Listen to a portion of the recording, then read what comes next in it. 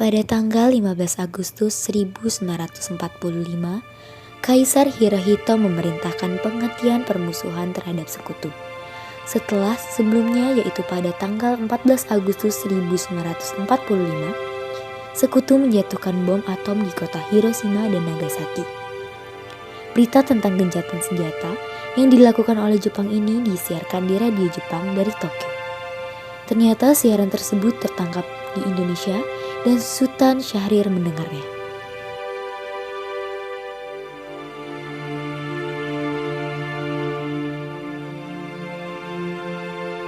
Apakah kalian sudah mendengar berita kekalahan Jepang? Belum. Apa yang terjadi dengan Jepang? Dari yang ku dengar, sekutu telah menjatuhkan bom di kota Hiroshima dan Nagasaki. Oleh sebab itulah Jepang melakukan gencatan senjata. Kalau begitu, kita harus segera memproklamasikan kemerdekaan. Benar itu. Jepang sedang tak ada wewenang lagi di negeri kita. Kita harus memanfaatkan momen ini. Setelah mendengar berita kekalahan Jepang, Khairul Saleh segera merencanakan pertemuan dengan anggota golongan muda lainnya untuk membicarakan masalah proklamasi kemerdekaan. Pertemuan ini dilangsungkan di Jalan Pegangsaan Timur nomor 17, Jakarta, pukul 8 malam waktu Indonesia bagian Barat.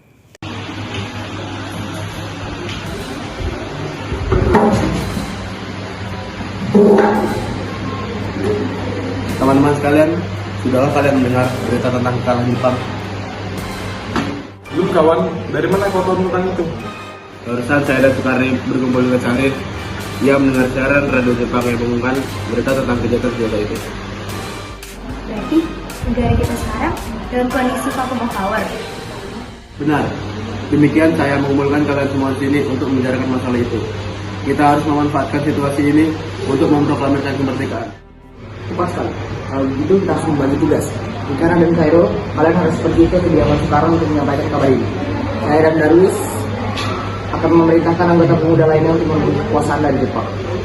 Kediaman Soekarno, Jalan Pegangsaan Timur nomor 56 Jakarta, pukul 8 malam waktu Indonesia Barat.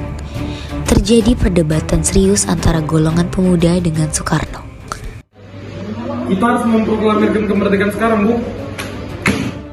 Ini batang leherku. Saya dalam pojok itu sekarang dan potong leher malam ini juga. Kamu tidak perlu menunggu hingga esok hari. Tapi ini saat yang tepat, Bu. Jepang sudah kalah sekutu dan tak ada kuasa lagi di negeri ini. Mengapa harus menunggu? Rakyat sudah banyak menderita akibat penjajahan ini.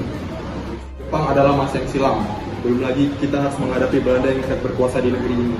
Jika saudara tidak setuju dengan apa yang saya katakan dan saudara mengaku sanggup untuk menopang kekuatan sendiri, lantas mengapa menemui Soekarno dan menyuruhnya untuk memproklamasikan kemerdekaannya?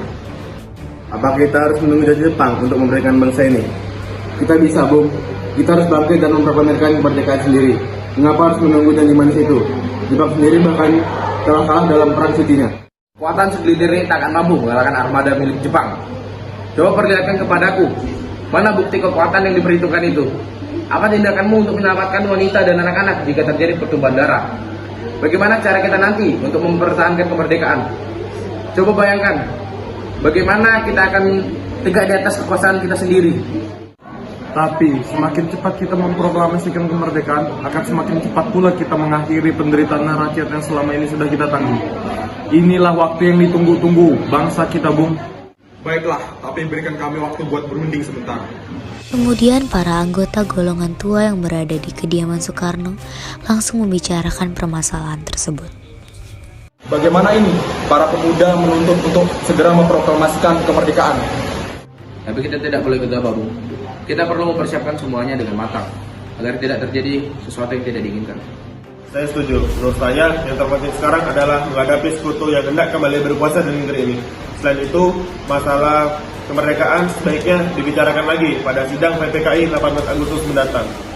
Lalu bagaimana dengan pendapat golongan muda? Apa kita abaikan saja? Ya, lagi pula mereka masih muda. Pemikiran mereka terlalu pendek. Kita harus melihat ke depan, mempersiapkannya dengan matang.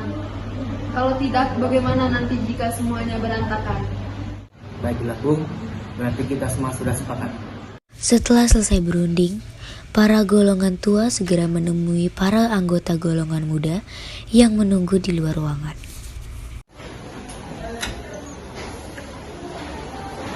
Setelah kami berunding tadi, kami memutuskan untuk tidak tergesa-gesa mengenai hal proklamasi kemerdekaan. Kami akan membicarakannya di sidang PPKI nanti. Dengan berat hati mendengar keputusan tersebut, para pemuda pun meninggalkan kediaman Soekarno. Tetapi mereka tidak putus asa. Mereka pun menyusun strategi bagaimana membujuk Soekarno dan Muhammad Hatta untuk memproklamasikan kemerdekaan sesegera mungkin. Akhirnya mereka memutuskan untuk mengasingkan kedua tokoh itu ke Rengas Dengklok agar terhindar dari desakan pemuda dan pengaruh Jepang di Jakarta.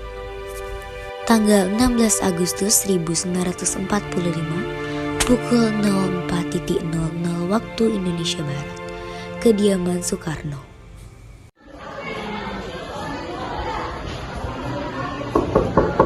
Assalamualaikum. Waalaikumsalam. Ada apa saudara datang sepagi ini? Kami bermaksud membawa Anda dan Soekarno untuk ikut bersama kami ke tempat pengasingan. Tempat pengasingan? Apa yang saudara maksudkan? Ya, kami akan membawa kalian untuk diasingkan agar terhindar dari ancaman bentrok antara rakyat dan Jepang. Baiklah, kami akan ikut. Sebaiknya Ibu Fatmawati dan anak Anda ikut bersama kami demi menjamin keselamatan mereka. Baiklah, saya akan mengajak mereka. Hilangnya Soekarno dan Muhammad Hatta secara misterius pagi itu menimbulkan kepanikan di kalangan para pemimpin di Jakarta. Peristiwa ini baru diketahui oleh Mr. Ahmad Subarjo pukul 8 pagi. Mr. Subarjo mulai bertanya, apakah saudara tahu keberadaan Soekarno dan Bung Hatta? Lalu Wikana berkata, maaf, saya tidak tahu, Bung. Mr. Subarjo pun menjawab, katakanlah kepada aku di mana mereka sekarang, dan aku akan menjamin keselamatan mereka ketika mereka kembali ke Jakarta. Dan aku akan menjamin kemerdekaan untuk kalian esok harinya. Akankah Anda bersumpah untuk itu? Tanya Sudiro. Mr. Subarjo kembali menjawab, kau bisa percaya kepadaku, nak? Baiklah, kami akan menunjukkan tempatnya, yaitu di Rengas Dengklok, ucap Wikana. Hei nak, bisa antarkan kami ke Rengas Dengklok? Maaf, saya Pak. Iya, kamu. Mari saya antar.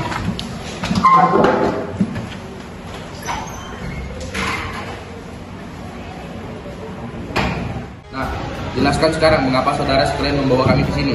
Maafkan kedatangan kami, Bung. Ini demi keselamatan Anda. Kami ingin membicarakan proklamasi kembali. Bukankah tempo hari sudah kami katakan bahwa masalah kemerdekaan masih akan kami bahas di sidang PPKI nanti? Memang benar adanya.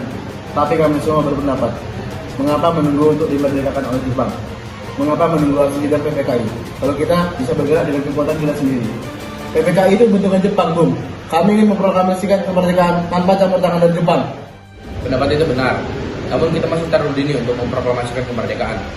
Selain itu, kita masih belum siap dan masih membutuhkan bantuan dari Jepang untuk merdeka. Bagaimana bila perkataan Jepang tentang kemerdekaan kita hanyalah janji manis belaka? Jika begitu, apa yang Anda akan lakukan? Apakah akan selamanya menunggu janji itu, Bung? Kita harus memproklamasikan kemerdekaan sekarang juga. Demi rakyat yang sudah bertahun-tahun terbelenggu oleh penjajah di tanah air mereka sendiri. Mereka berhak bebas, dan sekaranglah saatnya. Tenang saudara sekalian. Mari kita bicarakan semuanya dengan kepala dingin. Tidak perlu ada ketegangan, oke? Lalu, Sho dan Kosinggi membawa Soekarno dan Muhammad Hatta untuk menjauh dari perdebatan itu. Kemudian mereka berunding. Saya mengerti perhitungan Anda berdua mengenai masalah proklamasi ini. Kita memang belum mempertimbangkan semuanya dengan matang.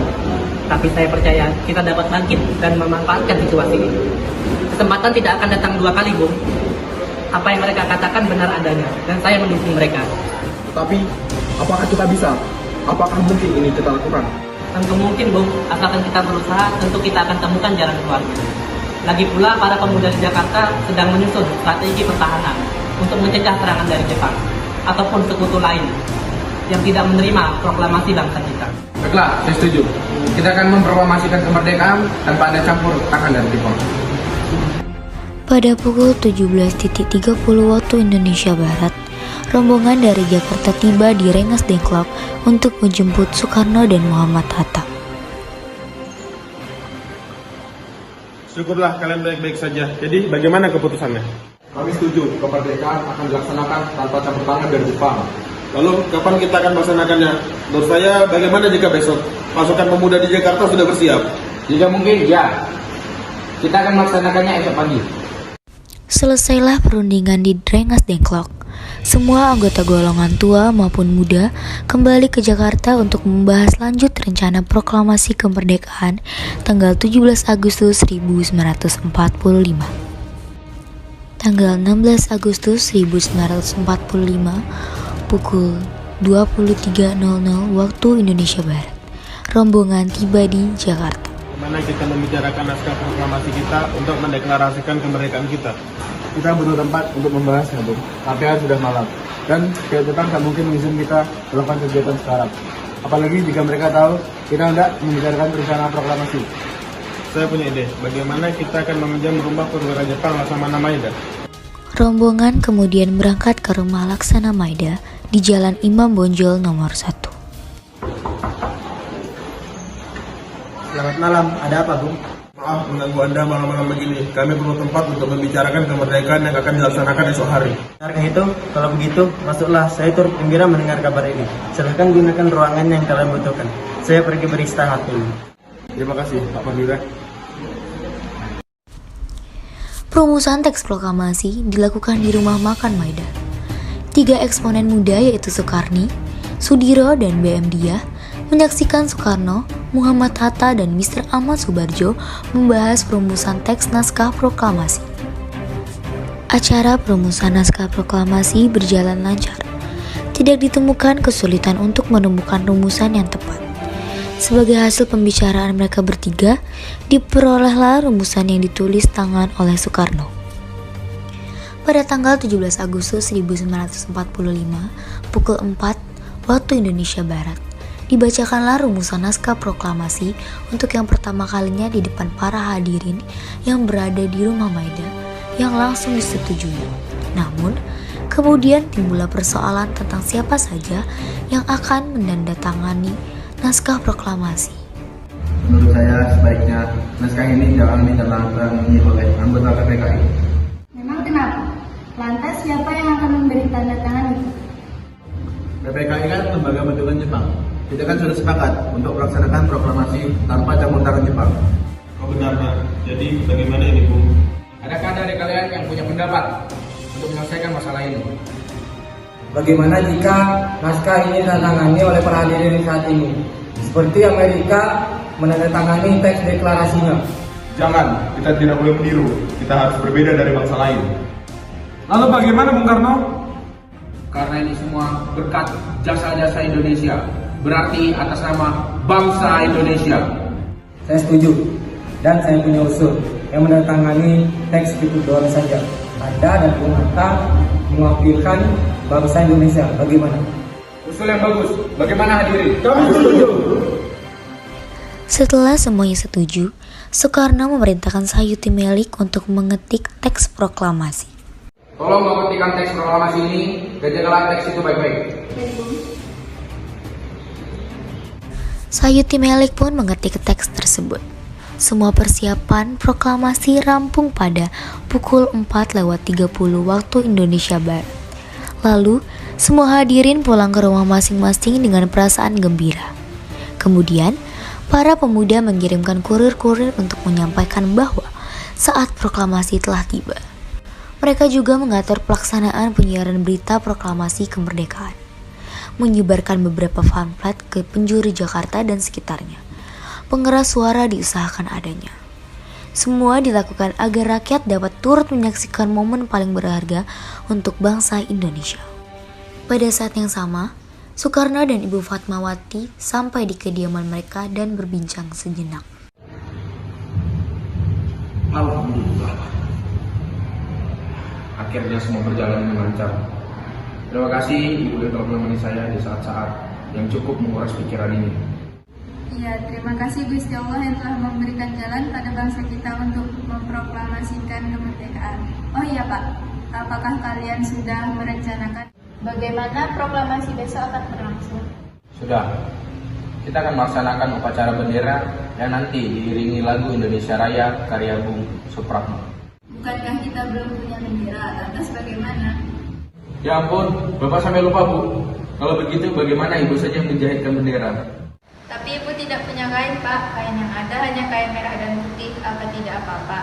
Tentu saja, buatlah bendera yang sederhana. Yang penting kita sudah berusaha untuk menyediakannya. Baiklah, Pak. Dan ibu punya ide. Kita namakan saja benderanya Sangsaka Merah Putih. Bagaimana? Ide yang bagus ya. Bendera pusaka, Sangsaka, dan warna merah putih menjadi Sangsaka Merah Putih.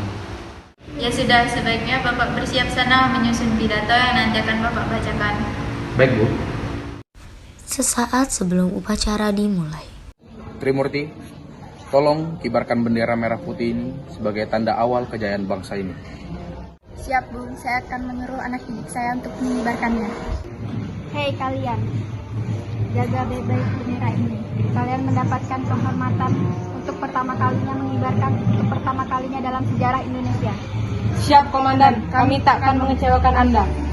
tiba saatnya upacara proklamasi kemerdekaan Indonesia. Tokoh-tokoh pejuang Indonesia telah hadir di lokasi. Di antaranya yaitu Mr. A.A. Maramis, Hasko Kraminato, Otto Iskandar Dinata, Ki Hajar Dewantara, M. Tabrani, dan lain-lain. Suasana menjadi sangat hening. Soekarno dan Hatta dipersilakan maju beberapa langkah dari tempatnya semula. Soekarno mendekati mikrofon. Dengan suaranya yang lantang dan mantap, Soekarno pun membacakan pidato pendahuluan sebelum beliau membacakan teks proklamasi. Saudara-saudara sekalian, saya telah meminta saudara hadir di sini untuk menyaksikan peristiwa maha penting dalam sejarah bangsa kita. Berpuluh-puluh tahun, kita bangsa Indonesia telah berjuang untuk merdeka. Bahkan telah beratus-ratus tahun lamanya, gelombang aksi kita tidak putus dalam perjuangan untuk memerdekakan negeri ini. Kita jatuh, bangun menyusun kekuatan untuk menggapai cita-cita Indonesia, bebas dari penjajahan bangsa lain. Semalam, kami para pemuka-pemuka rakyat Indonesia dari berbagai penjuru bergabung untuk memusyawarahkan dan permusyawaratan. Itu seia sekata berkata, inilah saatnya bagi kita untuk mengobarkan api revolusi kemerdekaan Indonesia. Saudara sekian, dengan ini kami menyatakan kebulatan tekad itu. Dengarkanlah proklamasi kami.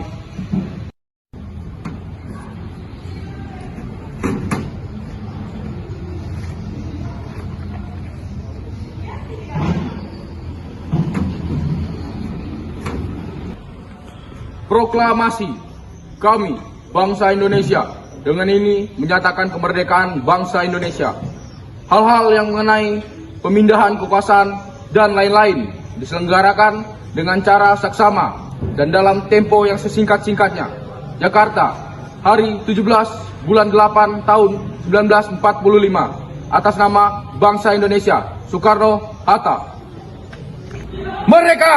Merdeka! Merdeka! Merdeka! Merdeka! Merdeka! Kemudian dikibarkanlah bendera Sangsaka Merah Putih diiringi lagu Indonesia Raya. Hadirin turut menyanyikan lagu kebangsaan Indonesia tersebut. Peristiwa proklamasi ini memang hanya berlangsung sebentar. Namun, peristiwa itu telah mengubah segala sendi kehidupan bangsa Indonesia. Peristiwa proklamasi kemerdekaan telah menjadi momentum puncak perjuangan bangsa Indonesia. Oleh karena itu, kita sebagai generasi penerus bangsa harus berprestasi dalam rangka mengisi kemerdekaan tersebut, bukan malah menodainya. Kita harus bisa membalas budi para pejuang tanah air zaman dulu dengan cara mempertahankan kemerdekaan ini. Merdeka!